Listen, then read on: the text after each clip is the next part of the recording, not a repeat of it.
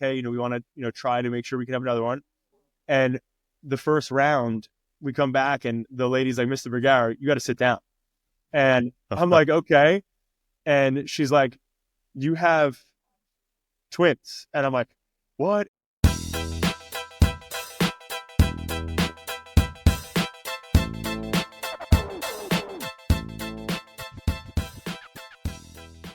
Hey guys, and welcome to the Skilled Dad Podcast. My name's Zach Greaser. I'm your host. If this is your first time joining us, I want to say welcome. And if you're one of the many members of the Skilled Dad Society that are just out there making it happen every day, getting a little bit better, and then taking some action to your life, making an impact on others, welcome back. This is our podcast. This is what we do it for. And I'm really excited because I woke up this morning and I had a conversation and the opportunity to be on this gentleman's podcast not long ago, like within the last week. And he told me something. I was like, dude, you got to be on my podcast. And he's been kind enough to say, yes, I'm going to introduce him. But I woke up this morning because I'm like, wait, he told me that he had 3 under 3, right? Or did he say something else? No. I clarified this morning. This gentleman right here that we're about to talk to has 3 children under 2, and he's still standing. And he's running an amazing company called Adapting Social that he started years ago at the age of 17. And he's just on fire, and he's going to get it each day and doing some really big things. And he also has a podcast called Breaking Barriers. Go listen to it. I'll post out my episode when it drops. And it's just a lot of fun. And so today, Mr. Jonathan Vagueiro, or John Vagueiro, is joining me on the Skilled Dad Podcast. John, welcome to the podcast. I'm glad you're here. Thank you, man. I appreciate, you having me on, and that was a great introduction. Appreciate it. Well, absolutely. We also talked about the interesting, I like to full disclosure with some of my listeners here. We talked, he runs a podcast. I've got a podcast, and over the last year and a half, and if this is you, I'm not throwing judgment. I just think it's fascinating that I've had so many ayahuasca experts reach out to me to want to be on the podcast. So if that's something that you are interested in, just ping me. But to date, we have not talked about that, and it's not on my calendar. So John, a very brief introduction, but you're based out of Jersey, right? You've got your 3 kids under 2. I'm still getting my mind around that one. And you're running this successful company. I think you had told me you have 4 companies. Yep. And you started young. So like you've got this awesome entrepreneurial fire, and you've got an incredible backstory. I'd love to hand it over to you. Just tell us a little bit about your backstory, how you even got to where you are. I mean, you're a fairly young guy from what I could tell, unless you got the baby face thing going on, like me, a little bit of both. But yeah, fill us in, man. It's a blessing and a curse, right? It's a blessing and a curse. It is. It absolutely is. Still get carded, especially when I shave, and that's nice. But sometimes the curse side comes out too. But yeah, man. But yeah, tell us about yourself, and then we'll just kind of dive in and take it from there. Yeah, thank you. So essentially, my journey, the way to summarize it the best way I can is, I come from a father who had alcoholism. Alcoholism is like big in my family. A mother, I'm the oldest of 5, right? So my family, but they're both really insanely loving people. And I didn't realize it, but looking back, you can only connect the dots in retrospect, obviously. But looking back, when my dad had his issues, growing up and stuff like that, blue collar worker, construction guy, laborer, he essentially set me up at the time. I didn't realize it, but he set me up at that time to be the leader that I am today. And I never realized it at the time. I had moments where I hated my dad, wished that he wasn't my dad, told him in probably the most craziest of moments, that I, most people look at their parents or their father as like a hero, and, they want to be like that person when they get older. And I've had conversations when I was younger with my dad where I said, you are exactly what I don't want to be like. Right. And so growing up in that environment, and then also from a school perspective, I was in all classified IEP classes growing up. So I didn't have to take SATs or any of those things, PSATs. When I was in seventh grade, I'm sorry, when I was in eighth grade, one of the teachers told me, she gave me a vocational packet and told me that I should start considering how to work with my hands because college is not for me. So when I was growing up, I was in a position where, my family had financial difficulties on top of their own personal difficulties, but I had really loving parents. Like my dad, when he was home and he was present, amazing person. Same with my mom. My mom's a freaking saint, crazy saint, but she's a saint nonetheless. But so I had this environment which was so interesting, and it made me the person I am today because I was under the impression growing up, I knew I wanted more, but given the circumstances that I lived in, my family was on food stamps at certain points. Like, my dad, when he lost his job, because of construction in the wintertime and he got laid off and stuff regularly, we were in that zone. So I didn't know what a future looked like for me to get out of the situation that I was in. But I knew that when I was 17 and, I had a conversation with my father where essentially around 08, 09-ish, we almost lost the house that we lived in. And so he told me that, and I started Googling because I asked him, like, what can I do to help? At the time I was a server at Ruby Tuesdays. I worked at Best Buy and I was an ocean lifeguard. And so I was like, can I just give you money to help towards it? And he, essentially I started to do that to help a little bit, but it wasn't enough. And fast forward, I started Googling what I could do, to make more money as a 17-year-old in high school. And I wound up finding Website Freelancer. I started to teach myself how to build websites. And fast forward, I helped my parents get out of that position. I looked at the scenario as like I started to build this business. I started to have fun with it. I started loving entrepreneurs. And for me, all the collective experience from the past, right? Meaning, to this day, like I never went to college, and I don't have any corporate formal training because, realistically outside of Ruby Tuesdays and Best Buy and, being a lifeguard, I never really worked anywhere else. And so for a majority of my teenage to adult life, I've been self-employed.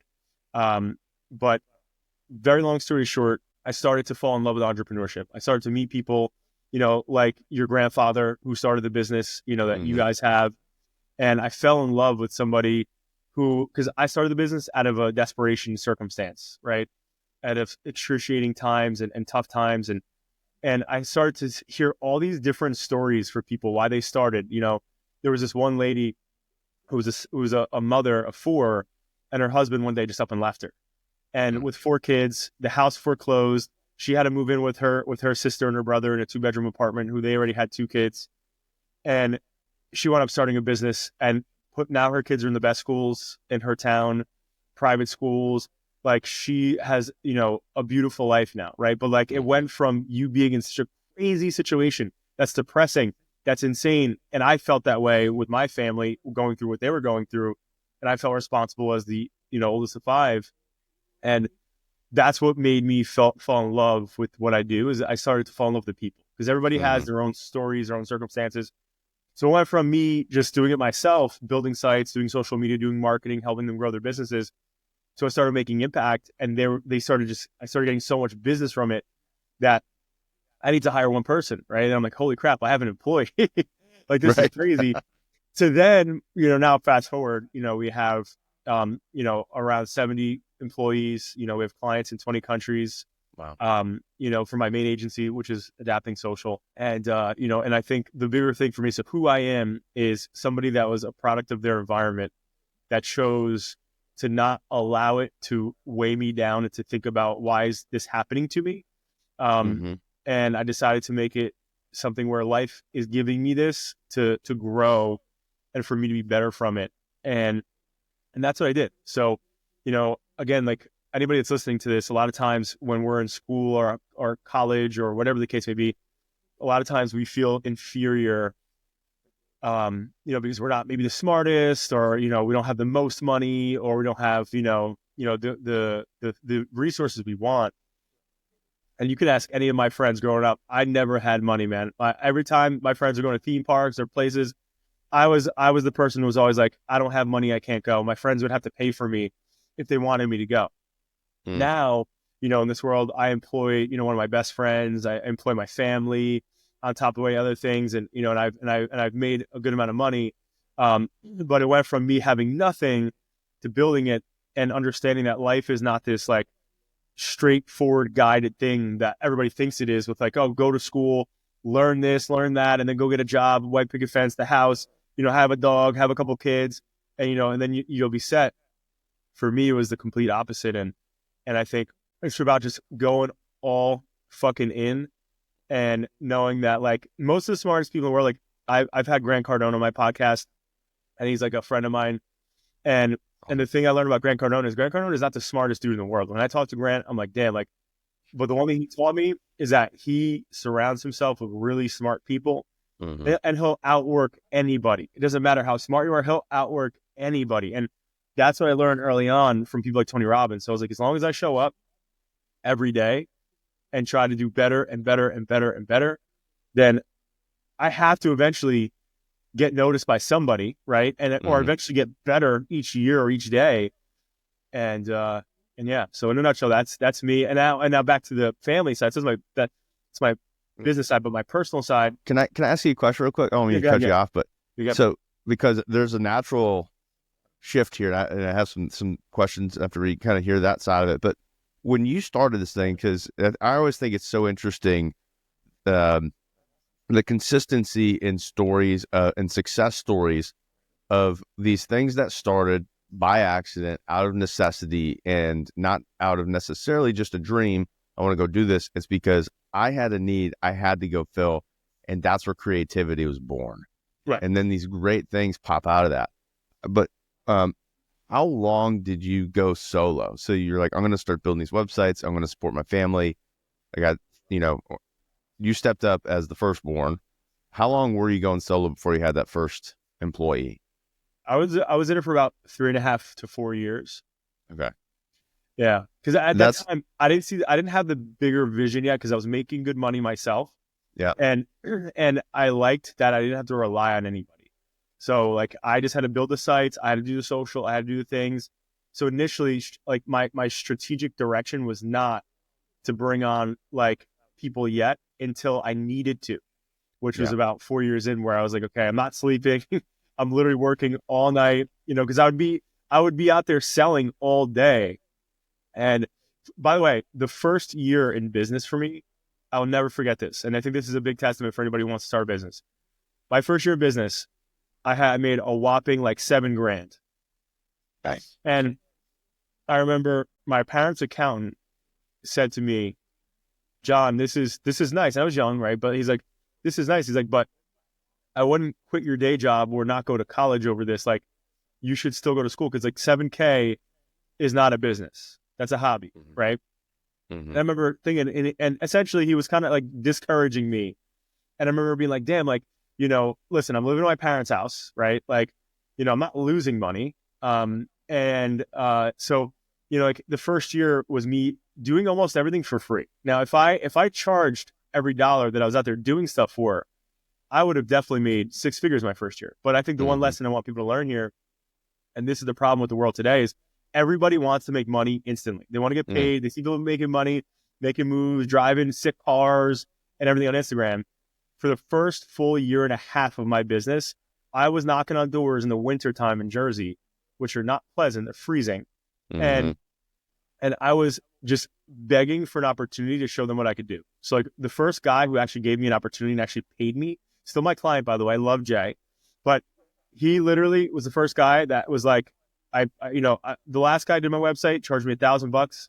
If you could do it for 500, you got the deal. I'll write you a check right now. And I was like, I was almost like the person who like is calling to get your extended car warranty. Like, and they actually get somebody on the phone that says yes. They're like crying, like, are you sure? Are you serious? And like, that was me. I was like freezing my ass off. I was like, are you sure? Like, really? He's like, yeah. I was like, awesome. Like, I'm gonna do you proud. But I did so many free things. I did close to like 100 free things that year for people. And I just want people to understand that built my name, my portfolio, my reputation. And at the time, I was doing it because I thought it was the right thing to do. But now in retrospect, it was brilliant. Like I was naive enough and foolish enough to like, where most people who have training, college debt on them, hanging over them, they wouldn't do that, right? They're like, I need to get paid, I need to make money. But in that circumstance, I did it, for nothing. Yeah. It was a really nice time for you to be able to do that because you didn't have the expenses, overhead, so to speak, Totally. that you could do that. Otherwise, yeah, to your point, like you can easily get commission breath, and that's never good in the sales environment, right? So, um, so that's why I asked though, because in a couple circles I've got, there's some people that really want to go and start something, and then to your point, like it's kind of the expectation of like we're going to start it, and then boom, it's just going to happen. But you did it for 3 years before you got to that point of like, I'm going to bring someone else on. The point is, it may not take you 3 years if you're going and doing this thing, but it will take time. So going with the right expectations and then go bust down doors, like John was doing. So that's part of the reason I asked. The fact that Jay's still with you, that's a testament to not only going and getting clients, but then also keeping them. Mm-hmm. Because in a business sense, it's cheaper to, retain clients as it is to go get them. But the other thing that you mentioned, like we want it now, kind of in the more of a societal discussion, but we want it now. We compare because we see on social media, all these things. For those in sales, the average tenure for a sales rep in a role, I just looked this up like a week ago because I want to see what it was these days. Yeah. And it's like between 13 and 18 months. Like it's tough. You get on, you get a guarantee, you finally get onboarded, doesn't work out as fast as you want, you go find another guarantee. Right. It's hard to build and stack off of that one. So, but now you've had that business, it's grown, you got 70 plus employees, you got family in there, which is it can be a whole nother level with family involved, as I've learned. Really good and also very personal. And then you 2 years ago became the best promotion that you're going to have, in my opinion. Mm-hmm. You became dad. Yep. So let's talk about that and how, especially with 302, still blows my mind. How you're operating all these things with that, but how that's changed for you. Like how's the perspective changed? I mean, you fast forward, you were helping your dad, and you had made a point that retrospectively you can connect the dots. Yeah. So now that you have that awareness, your dots are being made that eventually will be retrospectively put together. So how has that shifted for you? Oh my God. I was at an event in like 2018 or 2019. I think it was 2019. And it was an event that was a men's leadership group. And the dude who puts us on is an intense dude, but I was in the room and there was two people in the room out of like, there was like 100 men there. And it was me at the time. I think I was like maybe like mid 20s to like, I don't know, 27, 28, maybe something like that. Yeah. And then there was another kid who was 17. And so we're the youngest dudes in the room. Everybody else is like these huge doctors that own multiple, like, multiple practices and the huge real estate tycoons and stuff. And I got an invite because I've worked with the guy before and he's like, just come, I think it'll be beneficial. But anyway, the whole thing was he sat us down and he changed my life forever when he did this with my father, my relationship I have with him, because he sat us down and we're in this like meditative state. And he's like, I want you to picture this angel, right? Are these two angels?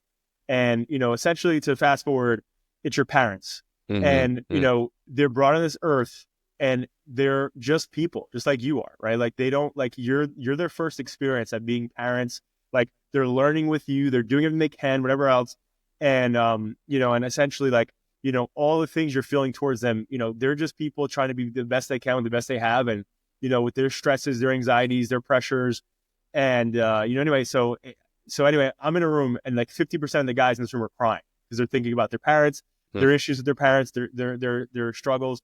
And of course, the fucking guy calls on me to stand up and talk about my thought process on it as I'm like blubbering. I'm like, and this 17-year-old kid who's across the room comes up to me, starts hugging me because he was going through the same thing with his dad, Wow. but he was at the earlier age, obviously when I was younger, at his journey going through those things.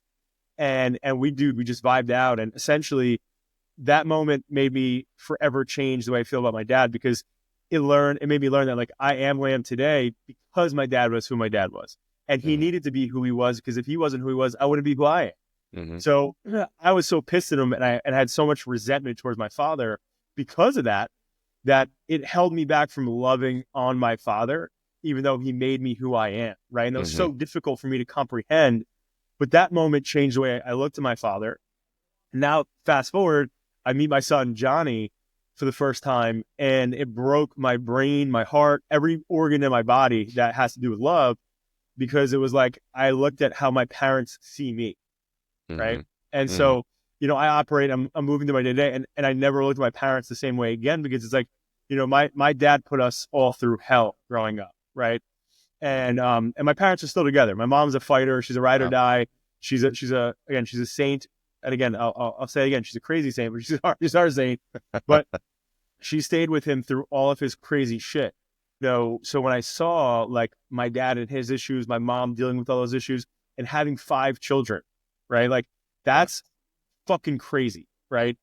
So now I meet my son Johnny, and I'm like, oh my God. Like, first off, I look at everything differently, right? Like a lot of my issues I've had, I'm in the business world. I'm what I call a recovering people pleaser, right? Like I viscerally don't like conflict, right? Like I don't want to have the difficult conversations. And so over the years, I've gotten a lot better with that. But so for me, like like I've gotten to a point now where I'm almost like the opposite, right? Like if I have an issue or some sort of thing that I need to like connect to somebody about, I'm like over the top now, because I know like that's my weakness. Like now I just dive right into it. But when I'm in a setting where I'm really frustrated with another person, I look at everybody like that's somebody's child. Like how would I want somebody to treat my son? If my son was in this conversation, and I'm looking at this person, and that is my son or my other son or my daughter, how would I want them to treat that person? No matter how mad I am, no matter how angry I am, whatever. So it's helped me change my perspective, because in the past, I used to be an idiot. When I was younger, I was the guy at the bar. Like I was trying to fight. I was stupid. Like I would do all this dumb crap. But now I look at it very differently, where it's like, that's somebody's child. Like if this was my child, how would I want that to be handled? So I try to instill that in everything. So on the people side, that's how I handle it. That's how I look at people a lot differently. I have a lot more love towards people because of how I look at my kids. Yeah. I also look at it. I'm also, I'm religious. I'm a Catholic. I look at like, God gave me this blessing to be a father, and it took us 4 years to have our first child. So, we prayed on it. It took us 4 years. We went through fertility thing after fertility thing. And finally, when we had Johnny, it was like our miracle baby. Because like, oh my God, we could actually have a child. We didn't think we could. And so boom, we have Johnny. And then, how the twins came into play was we had Johnny, and then we're like, oh my God, this is amazing. We're so grateful. Like, thank you, God. And then here we are, our son's like 5 or 6 months. And we're like, let's just make sure we can still do this, and because we want more kids. And so, fast forward, we went back to the fertility clinic, and, and we're like, hey, we want to, try to make sure we can have another one. And the first round, we come back, and the lady's like, Mr. Vagueiro, you got to sit down. And I'm like, okay. And she's like, you have twins. And I'm like, what? And because her grandmother's a twin and my grandfather's a twin. Oh, wow. Yeah, you were set up for that. Yeah, we always knew like it could happen to us. So we were like really stoked. So the thing though is that most people like, what the F is wrong with you guys? It's crazy. Like, why do you guys have 3 kids under 2? You guys are nuts. But like our journey, the journey that God put us on was we didn't think we could even have kids. So every day that I get woken up or I'm not sleeping or like this one's screaming, that one's screaming, it's like, dude, it's like a symphony of happiness to me regardless, because like I wanted this on my plate, right? Like I wanted, sort of my wife, we wanted this shit. So now, and we're probably still going to go for more, right? Like we're like, all right, we got 3. If we could have more. And the one thing that most people don't know is that we went back to the fertility clinic and we didn't do IVF. I don't know if you guys know what that is or not, but we did not do IVF. We just did IUI. And it worked, eventually. But the thing is like when we went back the second time to get a sonogram, because when you do fertility treatments, you typically go a lot earlier to see the baby. Like normally people, the moms see it at 20 weeks. We see them at 10 weeks because they have to follow the progress early. So, but fast forward, we go back the second visit and they're like, Mr. Vagueiro, you got to sit down. And I'm like, oh my God, one's dead or something. And they're like, no, there's triplets in here. And we're like, what? And, you know, right now there's 2 that are really healthy and growing fast, but we see a third fetal pole, which can catch up. We've seen them catch up. We've seen them grow. So now we're sitting here, we're like, holy crap, we're going to have 4 under 2. And we're like scared at that point. Cause it's like, I was more worried about her body and taking on triplets and like, what could that mean for her health? And my wife, like her health is paramount, right? So like, it's like, she comes before anybody to me in any circumstance. So I'm like, she needs to be okay. And I was worried about that. She was freaked out about having 3 kids in her. You know, we went back and it wound up being just like a blood vessel. So it never became something bigger.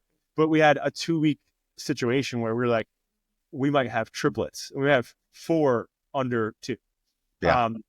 Which didn't wind up happening. But anyway, but the idea of it, that'll wake you up for a minute. Nothing sobers you like that. Right. Well, that's I mean, I know some folks that have gone through what you've gone through, right? There's a lot, and might be some people listening as well. And I'm just going to take a quick plug, because the cool thing about getting the chance to do this podcast is it spurs conversations outside of the podcast. Yeah. So if you're in a couple camps, like you're having difficulty having another one, there's a lot of people out there that are experiencing that too. So don't catch yourself thinking you're in a spot where you're the only one, and you can find them as well if you need to chat through it. And then the other side is, you know, I love when like we want to, like all 3 of my kids were quote unquote planned, right? Now we did have a 4th that was unplanned and then ended up being a miscarriage. So if you're in that boat, that one's a really weird one. I've had a lot of people reach out to me about that. We haven't really talked about it on the podcast, but that's definitely one that if you want to reach out, hit me up, because there's a lot of support for your wife. There's also some stuff like for you. Like I understand that's a deal. And go through that alone is really not ideal. That said, everyone that's at this point in the podcast, you've stepped up, whether you intended to be dad, you plan to be dad, or, you know, whatever your number is, you stepped up because you want to learn from other guys like John. All the guests have been on here, and also take that every day and get a little bit better, because you're creating the dots for your kids that are going to be retrospectively put together, and we want to be better for it. So I'm curious this part, because you've been in business for a while, you've been in your own business, you've built this great thing. As a leader of an organization, because you're the founder, the CEO, but as a leader of this organization, has it impacted you? I know you said that you're seeing people as other people's kids, right? Yep. So maybe a pendulum swing of people pleaser to give me the mail. If it's bad, I want to deliver it. Yeah. So there's that kind of middle zone. Has there been any other translation that's either helped you in business or been an additional challenge in leading a team while also having these 3 little babes under 2? Because a lot of diaper changing and sleep. Yeah, you know, listen, I think on the positive side, it's given me a whole new purpose, right? Coming from, you know, starting this business from nothing, and you know, again, from being on food stamps to, you know, having, you know, a good amount of wealth that I've built myself in, you know, the short 33 years. It's like one of the things that I'm really focused on now is my kids' future. So like, I don't care about like, oh, like the car I'm driving or what I'm doing anymore like I used to. Where now it's about like, how can I set them up for success? How can I be a good role model for them? Like, that's really what I care about now more than ever. And you know, one of my executive coaches that I had in the past, he always kept me in line really well. And he was always like, listen, like, you never know who's watching you right now and what you're doing. Cause I'm always publicly out there. I put out content. I speak about my story, my journey that I'm telling you and your listeners right now. I tell for the past, probably decade that I've been recording and doing content of my own. And, he's like, you never know who's watching you. Right. So like always make sure, you show up your best. And, I think for my kids now, it's like just on a whole other level. Yeah. Because I want them to be able to, see that. And, listen, there's a guy, I was on his podcast and he's a savage, but he told me about how, he's in leadership. And he told me that his son on his like 8th birthday, his son was 8 and it was his birthday. And he wrote him a card that essentially said like, one day I want to be, a leader, a husband, and, exactly like you, Dad. And like, for me, like, that's my goal, right? For my kids to be like, damn, like, I want my sons to be like, dude, my dad like works really fucking hard for everything that he has. He provides for everybody around him. He cares about everybody around him more than he does himself. And, and I want to be like that. And I want to be a man like that. And I also want my daughter to be like, I'm not going to be with some idiot, like, because I want a guy, like my dad is, that takes care of us, like that goes above and beyond, that is a ride or fucking die, that will never ever leave our sides no matter what ever, and isn't soft. We live in such a world now where everybody's fucking soft, Zach. Everybody's fucking soft. I'm not from that class, thank God, but like, I want to get my hands dirty. I want difficult situations. I want the crazy parts about the world. And again, I've gotten it. And, bottom line is just like, that's what I want. So I think those perspectives have helped me just like be a better man. But on the other sides, it's also like, I need to be more present. So like before kids, like I would interview, like I would always ask people, cause like I only ask opinions or advice from people that have been places I want to go. You'll never hear me ask a financial advisor. Like, and it's funny because before, when I was younger, I used to use my parents' account. And then one day, as I started to make more money, I said to him, hey, by the way, how much money do you make every year? And he didn't want to share it with me, right? He was like, I'm not comfortable sharing that with you. And I was like, all right, no problem, because I want to find somebody who's making $1 million a year. And he's like, well, good luck finding somebody who's going to tell you that they do that. And then I found an accountant who told me he does that. Because if you make $1 million a year, at the time, this is 10 plus years ago, I'm like, I want to be there. So like, you can help me strategically plan for tax, this, that, whatever. And so I waited until I found that person. And I do that with my financial advisors, the gym, health, whatever. I'm not asking anybody advice unless they've been to places that I want to go. So I would ask everybody, what's it like being a dad? Like, how do you find the balance? And I would ask my successful entrepreneur clients and friends, and they would tell me there's no balance. Like, you're not going to be there. You're going to miss soccer games. You're going to miss football games. Like, if you want to scale and build a business, you have to do those things. And this is before I had kids. Yeah. And so I was in this like just devastating mindset of like, damn, like I'm not going to be there. I'm not going to be the person I want to be. And I was lucky enough to have a coach at the time that was like, if you subscribe to that, then that's what you're going to live. Like, you're going to live that life if you subscribe to that. But if you don't subscribe to that and you find a way, to figure it out, then you'll do that. Like, and the way I did that was I looked at my calendar, and everything on my calendar is urgent and important. So I started to book in time, for my wife and for this and for that, and putting it on my calendar, because that's where it would always over impede on my personal life, because like I had an open calendar and people like, hey, we need to get dinner on Saturday to close this deal, or we need to do this, whatever. And so I started to do that. And now like every morning I have my uninterrupted family time. I have the evening, I have my uninterrupted family time. I wake my kids up, I make breakfast, at nighttime, I'm there, I put them to bed, those are my really present moments. And of course, on the weekends, I'm 100% present. But it's like, it's changed my schedule like that, because like, I know this is time that I'm never going to get back. Right. And there's going to be a time where my kids don't want anything to do with me. Right. So like, and that's coming soon. Right. So like, I need to, like, these moments, I feel like it's hard to understand it in the moment, but like, I feel like these moments, when you're a parent and you have young kids like this, as hard as these moments are, what I'm realizing for me is like, these moments are for me. Like when they're so cute and little and cuddly and they love you and they're like saying their first words and shit like that. And of course, they're shitting every 10 seconds and screaming every 10 seconds, terrible twos and all this stuff, terrible threes and fours and whatever. It's like, all these moments are for us because we don't get these back, and they love us, they want us, and they care about us. And dude, what you said penetrated me so, so hard.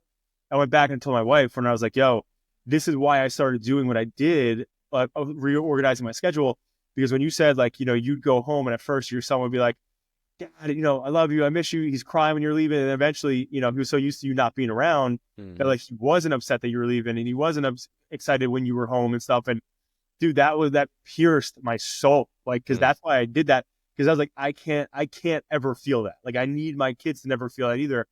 Like right now, and my son is in that phase right now, my oldest son. Like, if I'm leaving, he's just starting to really talk now. Yeah. Like sentences and shit. And he goes, bye, Daddy. You're going to work. I love you. Like, bye, Daddy. And I'm like, I don't want to fucking leave him. Like, this is terrible. When I get home, he's so excited to see me and he comes running to me. And so I think like that's the importance of it. It made me look at my schedule and say, well, they're more important than, whatever I need to do. I'm a big believer now, especially in business. If you have 8 or 9 to 10 hours a day that you're really time hacking and you get after it, if you're a good performer, you will fucking move mountains in 8 hours, right? And you have to wake up earlier to get shit done before the kids wake up. Yeah. And do that. But like, I move mountains in the time that I have before I have to be with my kids at night, so that at nighttime, I don't have to do anything. And if I have to, I blame myself. So long-winded answer, but that's kind of the big things that have changed it on me. No, you nailed it, man. And again, for those listening that are this far into it, everything that you just said, I'm going to take a leap and say they know what it's like. Like, we know as dads, that's one of the things that we share, right? We know what it's like to have some of those moments. And for some of you that don't know what John was referencing, it'll be on the episode that we did together. But I shared with him kind of my moment of like, oh crap, like I busted all the things I set out to do. Good news is my 9-year-old now, almost 10, barely remembers that time. I remember it vividly. Yeah. But he barely remembers. So that's the cool thing. But to your point, as you never know who's watching. That's what it is. Yes. Now you know who's watching, and you're probably not there yet, but being one of those guys that's now been through 2 that have been in this stage, they go to like little preschool. Oh, there's my camera doing its thing. They go to preschool, and they do this like all about dad page and all about mom page, and they have like basically it's like a Mad Libs for their parents. Yeah. Apparently, at one point, my favorite drink, according to my daughter, was wine. And I was like, I mean, every now and then, and then one year, my son, it was beer. I was like, where are they getting this from? Right. Don't have a problem that I'm aware of. My wife would let me know. But it's the things that they pick up on. You don't know. So like when you do content and we get ourselves in these little boxes here and talk, we can curate a little bit, right? What happens when we go through the doors after a long day, and we're going to show them something, right? And they're going to see it. And you probably heard this phrase. We may have mentioned it before, but Jason Kimbrough shared it with me years ago. But more is caught than taught, and so they're going to catch it. And I heard a saying, not to interrupt you, but I heard a saying, and I forget, it was somebody at Disney, one of the executives, but he said, rarely will a kid ever listen to you and what you say, but almost 100% of the time will they watch you and repeat what you do. Mm-hmm. That's the convicting mirror right there. Yeah. That's it. And one thing I didn't mention though, speaking of this, and I don't know if anybody's been through this, but like, number one, my son Vincenzo. So I'm gonna give a big shout out to the Owlet sock. Have you ever heard of this? Owlet sock. Negative. The Owlet sock is a biometric wearable for infants. So when they're sleeping, you can see their heart rate, blood pressure, blood oxygen level, and all that stuff. So long story short, one night we're putting my son and my twins to bed essentially. Mm-hmm. And it's a Friday night. My in-laws over for dinner. It's like 8 o'clock, 8:30. And the Owlet sock, there's a base station. So the base station, if they're uncomfortable or moving around at night and start to cry, it'll beam yellow and make a noise. Okay. If it beams blue, it means the sock's battery is going to die. And if it beams red, it means that either the heart rate's too low, the blood oxygen level's too low, or whatever. Something's wrong. So all of a sudden, we're going to put them to sleep, and we hear this thing screaming upstairs. The base station's going crazy. So like, what the hell? So we take his outlet sock off, we put it back on his foot, and we're like, maybe it's not reading it properly. Mm-hmm. And then we look at our phones using an app, and it says that my twin Vincenzo's heart rate is 250 beats per minute. Mm. And we're like, what the fuck? I'm like, this has to be broken. So we take it off again, put it back on, boom, 250 beats per minute, right? So my in-laws at this point were already leaving the house. They were getting into their cars. Mm. So I grab Vincenzo, I put my head up to his ear.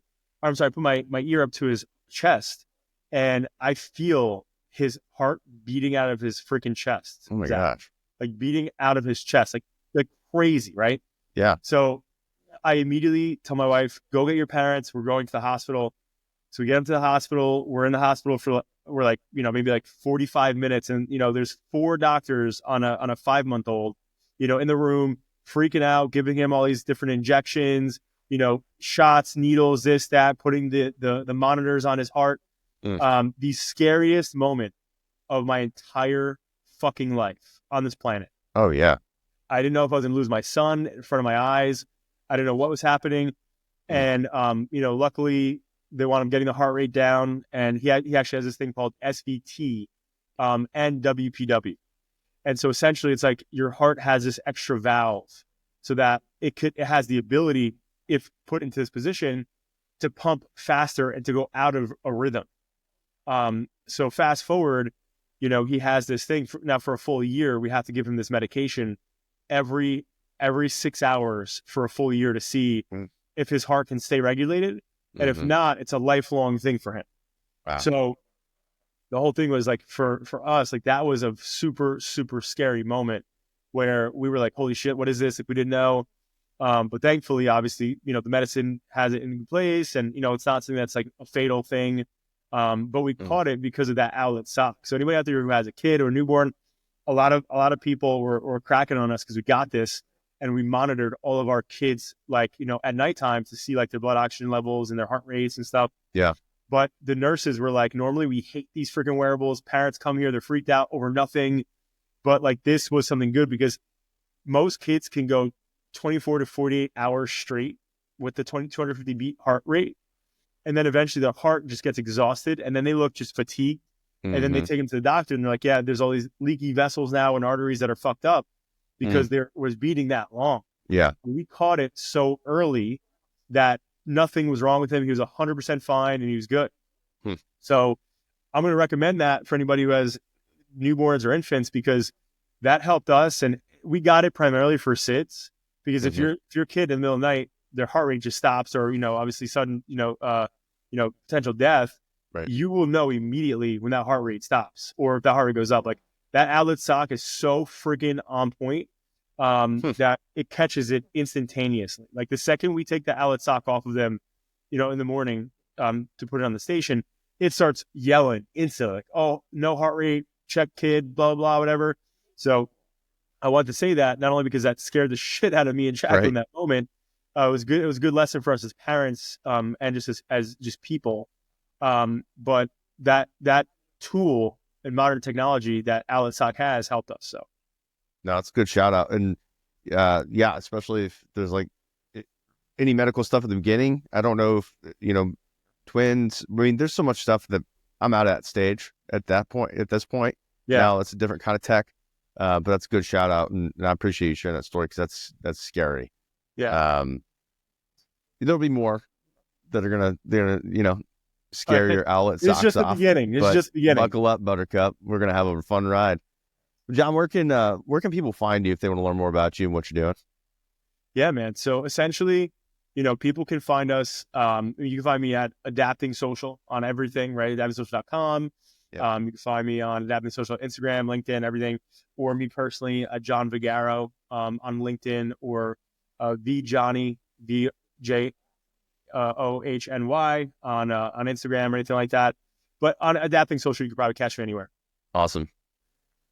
Well, brother, I appreciate you taking the time in your busy day to hop on here with me and talk about a little bit of business, a little bit about being a dad, and a little bit how we're men that are doing both. So I appreciate you, man. Yeah. Thanks, brother, for coming on. Thank you. Absolutely. Well, guys, you made this far of the podcast. I know that you've got some great takeaways. I love John's story, especially just the storyline of where if you've got something going on and you get to I can't stand it moment, we have a couple choices. We can kind of give into it, or we can fight back, get creative, and fight forward, which is what he did. And now you see what he's built over time, which has now impacted not only his life, but the team that he has. And now he's going to impact his kids with what he's learned, the retrospective dots that he's put together. And so my challenge to you today is, what kind of dots can you put together that then you can, create that picture of where you want to go and what you're going to do and what you're doing today? Because every single day is different. Your kids are going to go in the stages. And if you know that what you're going to enjoy making in the morning today for breakfast, they're going to not like in 3 weeks. So you got to make something different. That's a poor analogy for saying you got to stay on top of it. And guess what? You don't have to do it alone. You got guys like John, me, all the guys that have popped on here with me. But even better, go find some of your refrigerator friends where you are. So just like every episode, I appreciate you coming on here. If you know somebody that you think would benefit from this, share it with them. That's why we do it. We want to help other dads just like you, just like us. And I hope you take something and apply it on your journey to becoming the skilled dad.